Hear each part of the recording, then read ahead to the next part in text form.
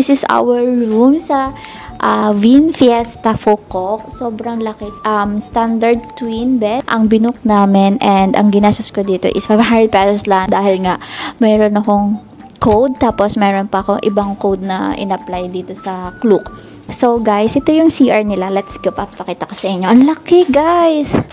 It's so clean. And ang original price ito is nasa 2,000 plus per night. So, dito, malaki yung space. So, dalawa yung bed namin. Ayan. Dito, may vanity area. Dito yung gamit namin eh. Yeah, may free water na sila. May tea. May coffee lang. Masarap pa talaga mag-stay din sa hotel, no? Kaya Airbnb minsan. Tapos, dito, may chinelas. May hair dryer din. May laundry bag. Dali natin yung laundry bag. Natin ano laman ng ref. Let's go here. Wala. Tapos, nag-book kami ng theme park, Vin Wonders, at yung safari nila. Combo na yon. Binuko yun sa Klook, and nagamitin nyo yung code ko, Junette J Klook, kasi kapag ginamit nyo yun, may discount kayo, 5%. So, ayun ang ginamit namin. Hanggang 5 use, pwede nyo gamitin yung Junette J Klook kong code para magkaroon kayo ng discount code. And ang maganda dito kasi, dahil nga nag-book kami ng Vin Wonders, yung theme park, yung bus is free. May service na. Doon na kami susunduin. May mga schedule ng bus. Susunduin doon sa harapan ng hotel, diba? So, meron ng papunta doon and pa-uwi. Wala kang gagastusin. Isipin nyo, free breakfast na yun. Diba? Sulit na sulit. So, may malaki ditong TV. So, let's go here. Makikita mo dito ay ibang hotel na to guys eh. It is Windham Garden. May kayo sa Philippines, diba?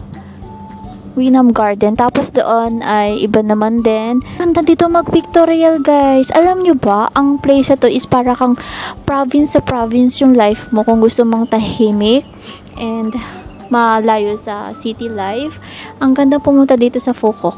Wala akong masyado nakikita nagva-vlog ng mga Pinoy dito na nagpunta sa Focok. Kasi nung sinearch ko to is more mga American, mga ibang lahi yung nakikita kong nagva-vlog. And ang tahimik dito, iba yung hangin niya, no? Tsaka yung habang nagde-drive kami, nakita, kasi pataas to. Diba? Pataas to eh. Parang sa Batangas, may mga Canyon Cove dun, yung mga hotel. So, pupunta kami sa sa labas para magtingin ng explore kasi meron daw ditong masasayahan daw kami kasi meron daw show. Baka may light show sila dito sa likod daw ng hotel eh. And explore kami kung saan pwedeng kumain. Guys, ang laki ng hotel nyo. Ang ganda ng lobby. Hindi mo iisipin na 2,000 plus lang per night to. Tapos, meron pang code magagamit pag sa Klook kayo. Guys, akala ko, kasi nabasa ko kasi yung details nila, hihingan ka ng deposit per night. Ang per night is 1 million. Pero hindi naman kami hiningaan ng deposit. Gusto ko tong hotel na to as ang presyo niya is cheap din. Nakakasabayan ka sa ibang level. So, yung may Netflix dito. Pwede kayong manood. Ito pala. May casino dito. Sa mismong hotel, lab? Hindi, iba. So, may mga tingnan mo baka may mga pwede tayong puntahan dyan. So, ayan guys. May malapit pala ditong casino. Hindi tayo nagka-casino. Pwede lang natin puntahan as visit lang. Ang ganda din mag-pictorial sa labas ng building na to. Kasi parang nasa Macau ka. Yung feeling niya, no? Yung vibe, parang nasa Macau ka. So, guys, alam nyo ba, yung isa naming, gusto ko sanang mag-book ng one night sa hotel na sobrang ganda nakita ko is yung under Hilton pala yun. Kaso hindi na namin binook kasi 2 days lang kami, parang sayang din, no? Kasi sa 6, maaga kaming mag-out. 6 a.m. alis na kami, mag-breakfast lang. 'Di ba? Ilagay na natin sa lobby yung gamit natin pagkakain. Pwede pa naman tayong tumaas dito pag sumakatan dyan.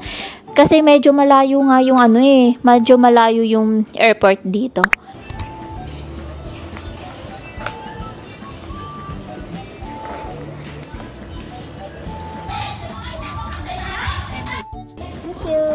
Thank you.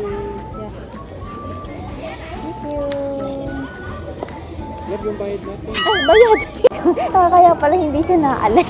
Sabi ko, ano ba naman? Ang sarap guys na to. Ang sarap. 65. Kaso bitin to sa tao na. Ang sarap. For the ano lang. Try nyo to dito sa Pukok. Coconut ice cream. Eh, nakalagay mismo dito sa coconut.